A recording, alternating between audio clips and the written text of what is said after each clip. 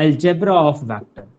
Algebra of vector में ध्यान रखना हम लोगों को क्या क्या स्टडी करना है। अभी क्लास 11th स्टैंडर्ड पे, क्लास 11th स्टैंडर्ड पे दो अलजेब्रा के बारे में हम लोग बहुत अच्छी तरीके से एक्सप्लेन करेंगे। First one is addition, second one is multiplication. ठीक है, एडिशन को ही थोड़ा सा मॉडिफाई किया जाएगा तो हमें क्या मिलेगा, सब्ट्रैक्शन मिलेगा। तो सब्ट्रैक्शन को लेके आप लोगों को टेंशन नहीं लेना है। ओके, तो अलजेब्रा ऑफ वेक्टर की बात करेंगे तो कौन से तीन टर्म को पढ़ेंगे। फर्स्ट टर्म जो हम लोग स्टडी करेंगे वो ध्यान रखो, स्टडी हम लोग करेंगे मल्टीप्लिकेशन ऑफ वेक्टर की। किसकी? मल्टीप्लिकेशन ऑफ वेक्टर की।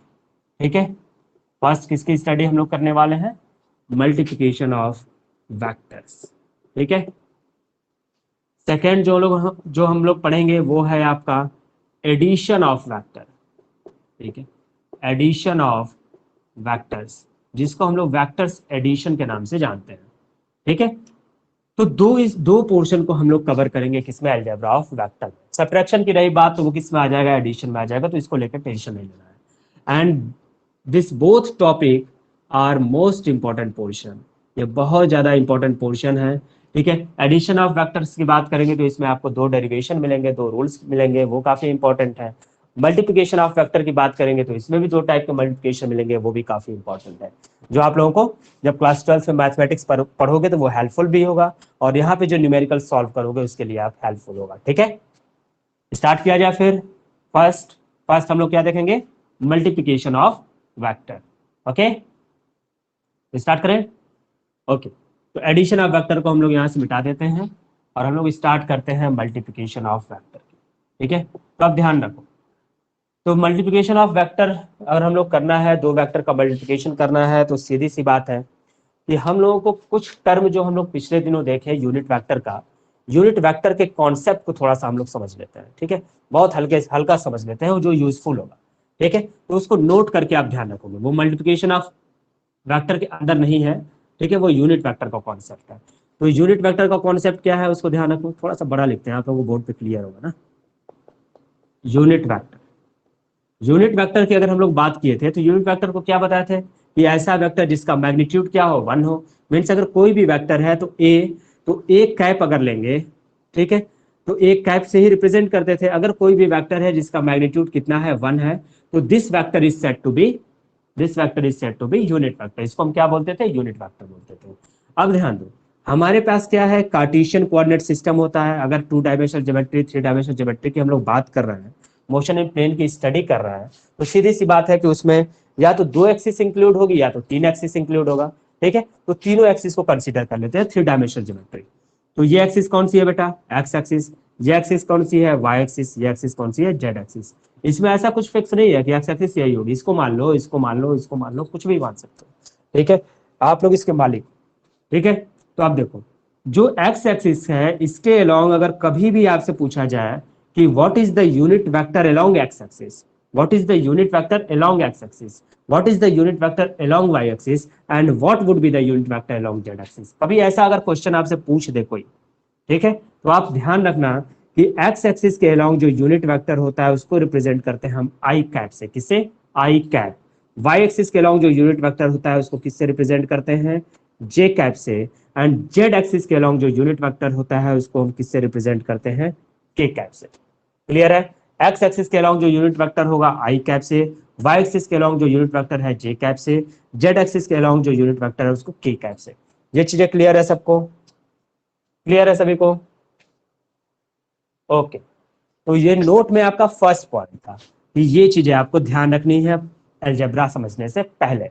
ठीक है, सेकंड पॉइंट हम लोग ले लेते हैं जो आपको हम बताए थे, क्या, पोजीशन वेक्टर। सेकंड क्या बताया था हमने, पोजीशन वेक्टर।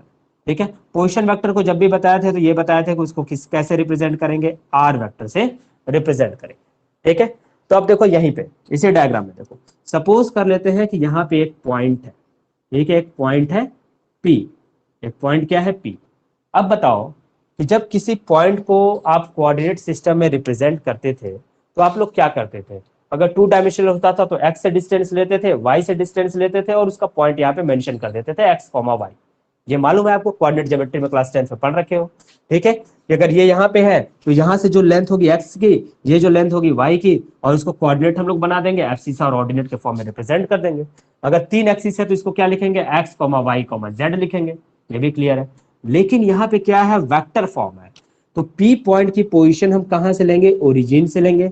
जब ओरिजिन से लेंगे तो इसको लिखने का तरीका क्या होगा, उसको बहुत ध्यान से देखना, ठीक है। इसको लिखा जाएगा, इस पॉइंट को ध्यान रखना, इस पॉइंट को क्या लिखा जाएगा, एक्स आई कैप, क्या लिखोगे, एक्स आई कैप प्लस वाई जे कैप प्लस जेड के कैप। कैसे लिखोगे, एक्स आई कैप प्लस वाई जे कैप प्लस जेड के कैप। ये ध्यान रहे आपको, ठीक है। कैसे लिखा आपने, एक्स आई कैप प्लस वाई जे कैप प्लस जेड के कैप।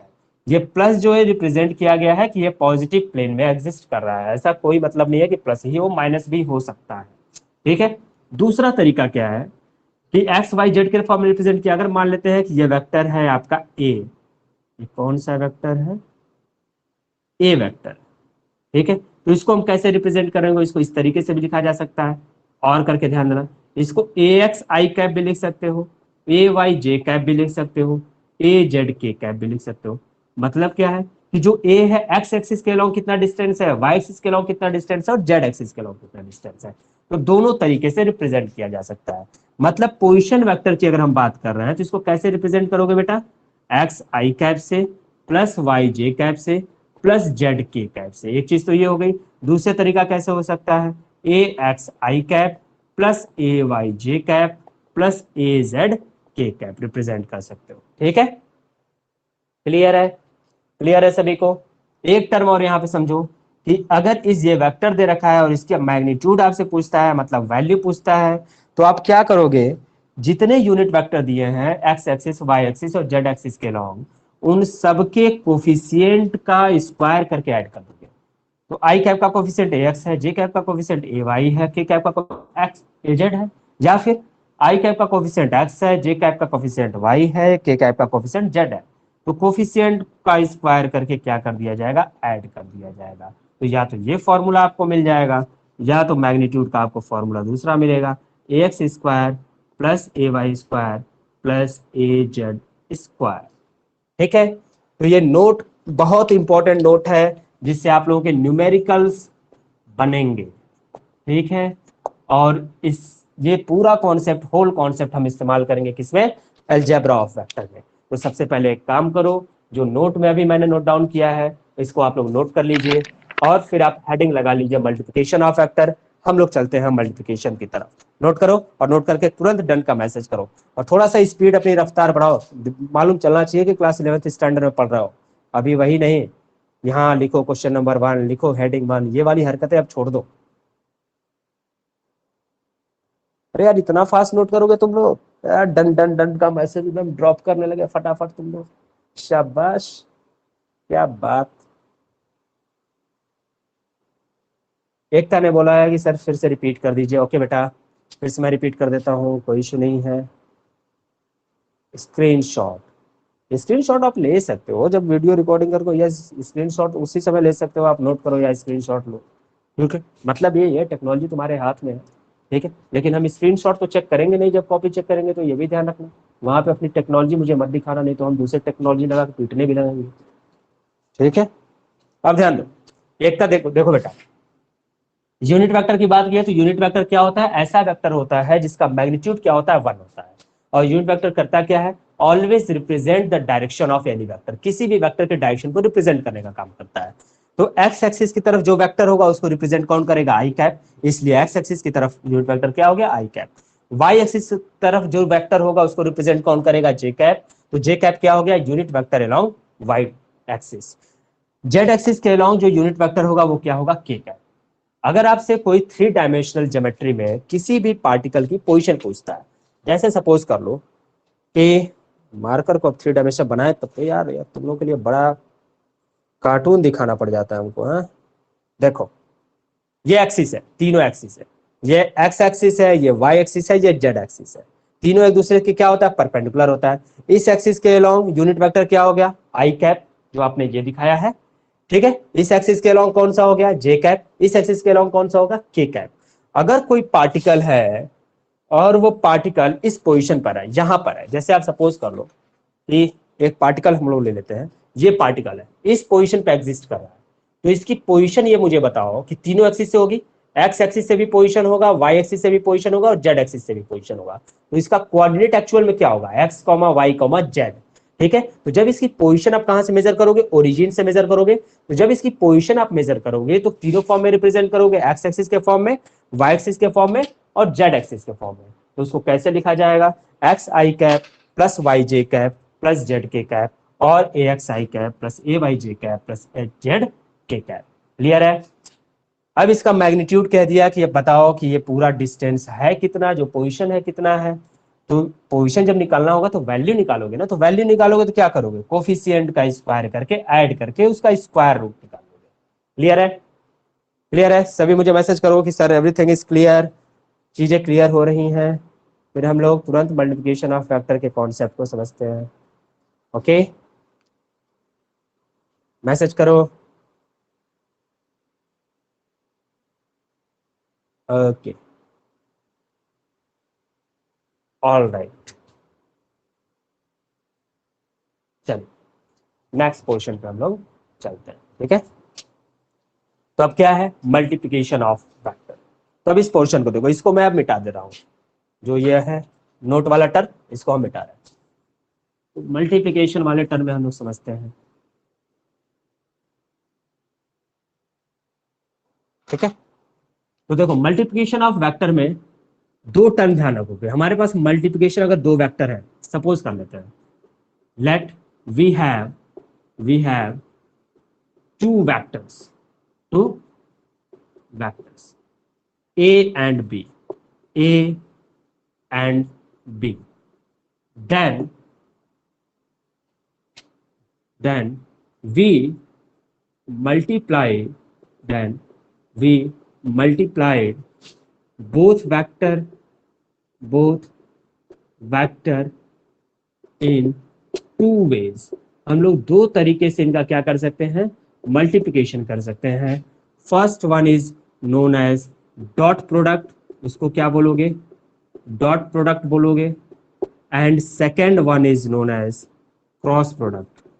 पहले को क्या बोलोगे, डॉट प्रोडक्ट, और दूसरे को क्या बोलोगे, क्रॉस प्रोडक्ट। ये कोई रॉकेट साइंस नहीं है डॉट और क्रॉस, ठीक है, ये अभी समझ जाओगे तुम लोग कि क्या चीजें मैं बताने वाला हूँ। तो पहला क्या है, डॉट प्रोडक्ट, और दूसरा क्या है, क्रॉस प्रोडक्ट। क्लियर है, क्लियर है सभी को। अब देखो, डॉट प्रोडक्ट जो होता है इसको बोला जाता है स्केलर प्रोडक्ट। इसको क्या बोलते हो, स्केलर प्रोडक्ट भी बोलते हो। ठीक है, और जो क्रॉस प्रोडक्ट होता है इसको बोला जाता है वेक्टर प्रोडक्ट। इसको क्या बोलते हैं, वेक्टर प्रोडक्ट। है दोनों वेक्टर का ही प्रोडक्ट, ठीक है, लेकिन एक्चुअल में होता क्या है कि क्रॉस प्रोडक्ट में जो रिजल्टेंट मिलता है वो भी वेक्टर क्वांटिटी है, लेकिन डॉट प्रोडक्ट में जो रिजल्टेंट मिलता है वो स्केलर क्वांटिटी मिलती है। इस वजह से हम इसको क्या कहते हैं, स्केलर प्रोडक्ट, और इसको हम क्या बोलते हैं, वेक्टर प्रोडक्ट। अब देखो रिप्रेजेंटेशन क्या होगा। अगर हम डॉट प्रोडक्ट की बात कर रहे हैं तो ये प्रोडक्ट कैसे लिखा जाएगा, A vector dot B vector. कैसे लिखेंगे, A vector dot B vector. Clear है। आपने देखा है मल्टीप्लिकेशन करते समय बहुत टीचर ऐसे करते हैं, 3 into 4 अगर लिखना हुआ तो इसको क्या करेंगे, 3.4 लिख देते हैं, होता है अधिकतर। ठीक है, तो डॉट वही केसेस यहाँ पे इस्तेमाल किया गया, A vector dot B vector. Clear है।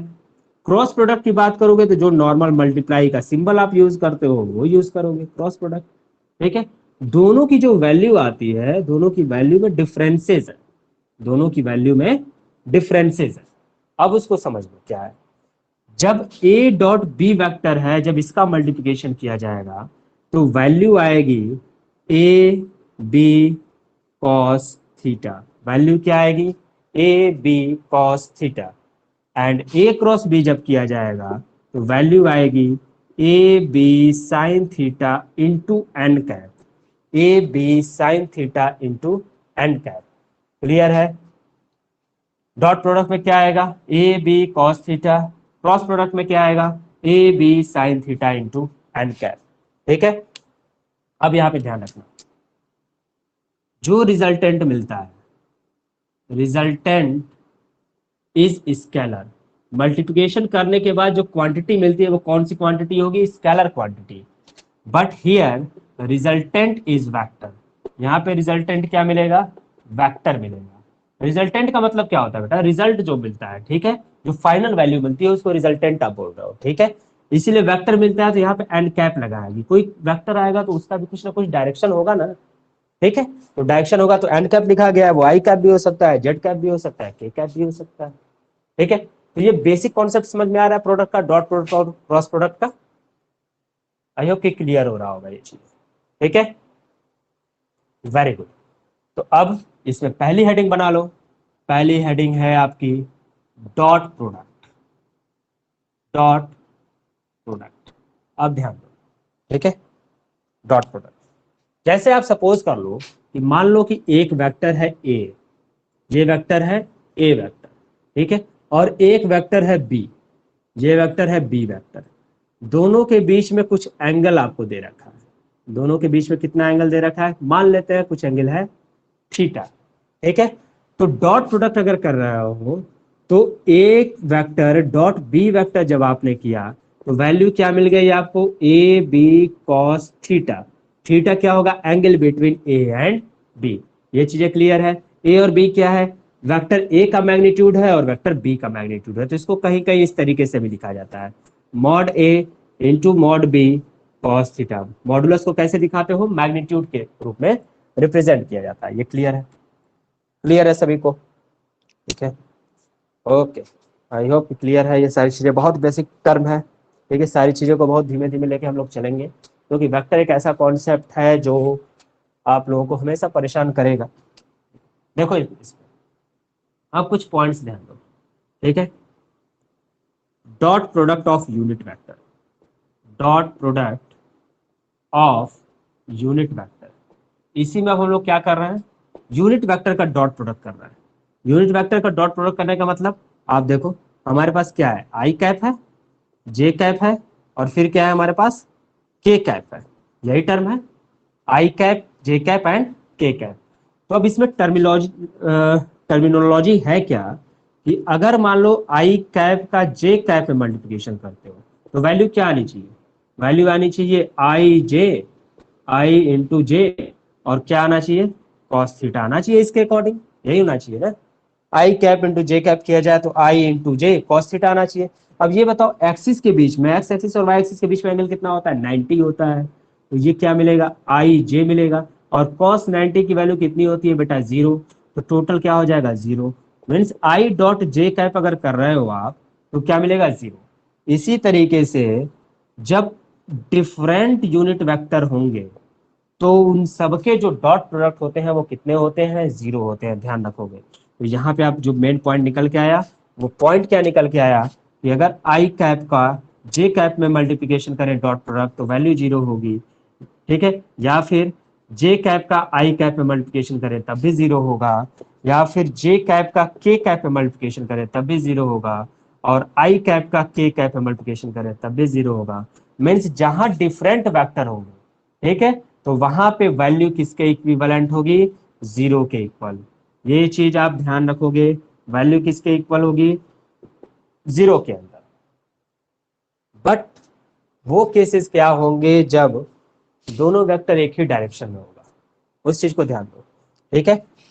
बट आई कैप का आई कैप में मल्टीप्लिकेशन अगर कर दिया, जे कैप का जे कैप में मल्टीप्लिकेशन कर दिया, और के कैप का के कैप में मल्टीप्लिकेशन अगर कर दिया, तो ये वैल्यू हमेशा कितनी मिलती है, 1 मिलती है। कितनी वैल्यू मिलती है बेटा, 1 मिलती है। क्लियर है, ये 1 कैसे आ रहा होगा, ध्यान दो। अब मान लो आई कैप और आई कैप का मल्टीप्लिकेशन किए तो वैल्यू क्या आनी चाहिए, आई इंटू कॉस थीटा। और जब सेम डायरेक्शन में दो वेक्टर है तो एंगल कितना होगा उन दोनों के बीच में, 0 होगा। जैसे मान लो ये एक वेक्टर है और एक ये वेक्टर है, दोनों एक ही डायरेक्शन में ट्रेवल कर रहे हैं, इन दोनों के बीच में एंगल कितना है, 0 है। अगर वाई एक्सिस के लॉन्ग था तो दोनों के बीच में एंगल कितना था, 90। सेम डायरेक्शन में तो एंगल कितना है, 0। तो यहाँ पे क्या हो गया, आई इंटू आई, और कॉस की वैल्यू कितनी होती है, 1। अब ये यूनिट वेक्टर है, यूनिट वेक्टर का मैग्नीट्यूड कितना होता है, 1। 1 इंटू 1 इंटू 1, 1 इंटू 1 इंटू 1 कितना आया, 1 आया। वैल्यू कितनी हो गई, 1, ठीक है। तो डॉट प्रोडक्ट यूनिट वेक्टर का समझ में आया, डॉट प्रोडक्ट यूनिट वेक्टर समझ में आया सभी को? नोट करो, ये पोर्शन नोट करने के बाद फर्स्ट हेडिंग आपकी क्या है, डॉट प्रोडक्ट स्केलर प्रोडक्ट, और उसमें ये पोर्शन पूरा कंप्लीट यहां तक नोट करो, फिर इसमें कुछ एग्जांपल्स लेके हम लोग समझते हैं। नोट डाउन करिए इसको फटाक से। ऑल राइट, चलो मैं मिटाता हूं इस पोर्शन को, ठीक है, इस पोर्शन को मिटाते हैं, ठीक है, ये इतना मिटाते हैं यहां से यहां तक। देखो क्रॉस वाले टर्म को छोड़ देंगे क्योंकि अभी बताएंगे ना तो फिर से लिखना पड़ेगा, फिर से टाइम जाएगा। देखो अब एक एग्जांपल ले लेते हैं ना, एक एग्जांपल ले लेते हैं।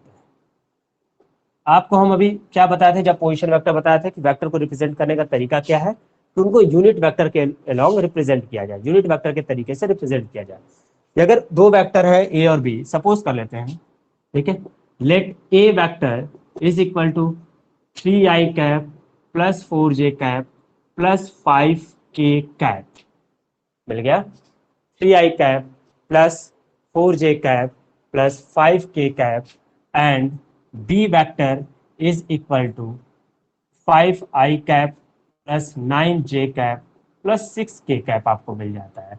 और क्वेश्चन में आपसे बोल रहा है कि फाइंड फाइंड ए वेक्टर डॉट बी वेक्टर, ठीक है, ए वेक्टर डॉट बी वेक्टर। तो देखो क्या करोगे, रूल्स क्या है, ठीक है, आपको यहाँ पे एंगल तो दे नहीं रखा है, ठीक है, एंगल तो दिया नहीं है, तो एंगल की जरूरत अगर नहीं है तो आप क्या करोगे, जैसे नॉर्मल मल्टीप्लिकेशन अभी तक करते आए हो, अगर ए वेक्टर डॉट बी वेक्टर है तो डॉट प्रोडक्ट है, डॉट प्रोडक्ट है, लिखोगे कैसे, 3i cap plus 4j cap plus 5k cap dot, फिर क्या होगा, 5i cap plus 9j cap plus 6k cap, ठीक है। अब देखो जब डॉट को हटाया जाता तब कॉस थीटा लिखते, हम डॉट को हटा ही नहीं रहे हैं, डॉट ऐसे ही मेंटेन है। हम क्या कर रहे हैं, 3i कैप का 5i कैप में मल्टीप्लाई कर रहे हैं, फिर 3i कैप का 9j कैप में, 3i कैप का 6k कैप में, देन 4j कैप का 5i कैप में, 4j कैप का 9j कैप में, 4j कैप का 6k कैप में, 5k कैप का उसी तरह तीनों में मल्टीप्लिकेशन।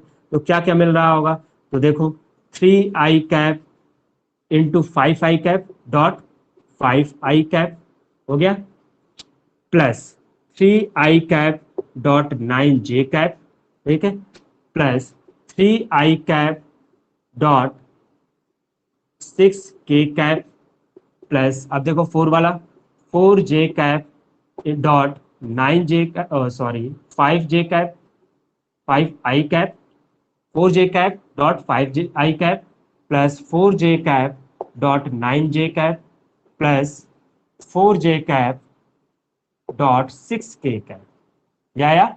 अब बच गया 5 वाला टर्म, 5 वाला टर्म देखो 5k cap dot 5i cap plus 5k cap dot 9j cap plus 5k cap dot 6k cap, clear है। अब देखो डॉट को हमने नहीं हटाया, लेकिन अब आपको मालूम है कि i डॉट j करे तो 0, j डॉट i करे तो 0, j डॉट k करे तो 0, i डॉट k करे तो 0, और सेम वेक्टर का मल्टीप्लिकेशन अगर कर दिया यूनिट वेक्टर तो 1 आता है। तो आप ये बताओ i कैप का i कैप में मल्टीप्लाई करेंगे 1 आएगा, 3 का 5 मल्टीप्लाई करेंगे 15, क्लियर। i का j में मल्टीप्लाई करेंगे 0 आएगा, किसी चीज का मल्टीप्लाई करेंगे सब 0 आएगा, जो डिफरेंट है सब क्या हो जाएंगे, 0 हो जाएंगे। सेम यहाँ पे मिला 4 9 कितना हो गया 36, j कैप का j कैप में मल्टीप्लाई करते हो वैल्यू कितनी आती है 1, तो 1 रख दिया, प्लस ये वैल्यू फिर कितनी हो जाएगी 0, ये वैल्यू कितनी हो जाएगी 0, ये वैल्यू कितनी हो जाएगी 0, फिर k कैप वाला 5 6 30, ठीक है, मिला आपको, मिला आपको ये टर्म, क्लियर है। तो रिजल्ट आपका क्या मिल गया, 15 प्लस 36 प्लस 30, कितना मिल गया 15 प्लस 36 प्लस 30, वैल्यू कितनी आ गई, आप देख रहे हो यहाँ से ऐड करोगे 66 हो जाएगा, और 66 में 15 ऐड करोगे तो कितना हो गया 5 6 11 6 1 7 1 8, वैल्यू कितनी आ गई बेटा 81। क्लियर है सभी को, क्लियर है मल्टीप्लिकेशन की कैसे हुआ, मल्टीप्लिकेशन क्लियर है, नोट डाउन करो, नोट डाउन करो इस टर्म को। क्रॉस प्रोडक्ट के टर्म को हम लोग देखते हैं, वैसे बहुत ज्यादा नहीं मिटाएंगे, ठीक है, क्रॉस प्रोडक्ट ये लिखेंगे और यहाँ पे चेंज करेंगे, ठीक है। अब ध्यान, नेक्स्ट क्या है हम लोगों का, क्रॉस प्रोडक्ट है, कौन सा है, क्रॉस प्रोडक्ट है, ठीक है। अब क्रॉस प्रोडक्ट में जो टर्म दे रखा है तो आप कैसे लिखोगे, A vector cross B vector, value क्या होगी आपको बताया गया, mod of A mod of B sine theta into N cap. ठीक है, तो एक चीज आप ध्यान रखो, दो वेक्टर का क्रॉस प्रोडक्ट अगर करोगे, अगर ये दो वेक्टर हैं, इन दो वेक्टर का क्रॉस प्रोडक्ट करते हैं, एक वेक्टर है ये, एक वेक्टर है ये, दो वेक्टर का क्रॉस प्रोडक्ट अगर करोगे तो इनका जो रिजल्टेंट आएगा इन दोनों के क्या आएगा, परपेंडिकुलर आएगा। कैसे आएगा, इन दोनों के परपेंडिकुलर आएगा। तो ये चीजें आप ध्यान रखना। ठीक है, दो वेक्टर का क्रॉस प्रोडक्ट जब रिजल्टेंट प्रोवाइड करता है तो उसकी डायरेक्शन क्या होती है, तीनों के दोनों के परपेंडिकुलर होती है। ठीक है, तो आप ध्यान दो यहाँ पे। ठीक है, तो यहाँ पे क्या लिखते हैं, cross product of unit vector. अब ध्यान दो, जब क्रॉस प्रोडक्ट किया जाएगा, ये टर्म तो मैं मिटा देता हूं कंप्लीट, क्योंकि इसमें तो चेंजिंग है। ठीक है, जब क्रॉस प्रोडक्ट करोगे तो आप ध्यान दो कि आई कैप इंटू जे कैप जब करोगे, ठीक है, आई कैप इंटू जे कैप, पहले सेम का ले लेते हैं ना, आई कैप इंटू आई कैप करोगे, आई कैप क्रॉस आई कैप, जे कैप क्रॉस जे कैप करोगे, या फिर के कैप क्रॉस के कैप करोगे, तो इन सब की वैल्यू कितनी मिलेगी, जीरो। क्यों मिल रहा होगा, रीजन देखो। ठीक है, आई कैप क्रॉस आई कैप हुआ, वैल्यू क्या होगी, आई इंटू आई साइन थीटा, थीटा होगा, और थीटा इसके बीच में कितना है, जीरो है, और साइन जीरो की वैल्यू कितनी होती है, जीरो होती है। ठीक है, इस वजह से ये सेम वेक्टर का क्रॉस प्रोडक्ट क्या हो जाता है, जीरो हो जाता है। ठीक है, लेकिन अपोजिट के लिए आप रूल ध्यान दो, एक आप सर्किल बना लो, ये बना दिया गया सर्किल, यहाँ पे हम लिख देते हैं, मान लो डायरेक्शन कोई ले लिया, यहाँ पे हम लिख देते हैं आई कैप, यहाँ पे हम लिख देते हैं जे कैप, और ये लिख देते हैं के कैप। हमने क्या किया, क्लॉकवाइज डायरेक्शन ले लिया, यहाँ पे लिखा आई कैप, यहाँ लिखा जे कैप, यहाँ लिखा के कैप। इस तरह आपको इजी होगा समझना। तो ध्यान दो, आई कैप का जे कैप में मल्टीप्लाई जब करोगे, आई कैप का जे कैप में मल्टीप्लाई करोगे तो आपको मिलेगा के कैप, आई कैप का जे कैप मल्टीप्लाई किए के कैप। ठीक है, इसी तरह जे कैप का के कैप में मल्टीप्लाई करोगे तो मिलेगा आपको आई कैप। क्लियर, के कैप का आई कैप में मल्टीप्लाई करोगे तो क्या मिलेगा, जे कैप। अब अपोजिट देखते हैं ना, आई कैप का के कैप में मल्टीप्लाई करोगे तो माइनस जे कैप, के कैप का जे कैप में मल्टीप्लाई करोगे तो माइनस आई कैप, जे कैप का आई कैप में मल्टीप्लाई करोगे तो माइनस ए कैप, तो वो अपोजिट हो जाएगा। तो वो चीजें आप जानते हो। ठीक है, तो ये टर्म आप नोट कर लीजिए, ये टर्म नोट कर लीजिए। ठीक है, बस इतने चीजों को नोट कर लीजिए। क्लासेस को हम लोग ओवर करते हैं, और नेक्स्ट सेशन में हम लोग क्या स्टडी, एग्जांपल आप इसके पुट करके आप सॉल्व कर लोगे, इसमें बहुत बड़ा हेडेक नहीं है। ठीक है, बहुत सारे एग्जांपल आपके एनसीईआरटी में दिए गए हैं। ठीक है, और नेट अवेलेबल है आप लोगों के पास, बहुत सारी चीजें आपको मिलेंगी। ऑलराइट गाइस, इसको नोट कर लीजिए। नेक्स्ट लेक्चर पे हम लोगों का बहुत इंटरेस्टिंग टॉपिक है, जिसमें डेरिवेशन भी है, और वो है हम लोगों का वेक्टर एडिशन, जिसमें रूल्स ऑफ वेक्टर एडिशन हम लोग पढ़ेंगे। एक पढ़ेंगे triangle law of vector addition, और दूसरा पढ़ेंगे parallelogram law of vector addition.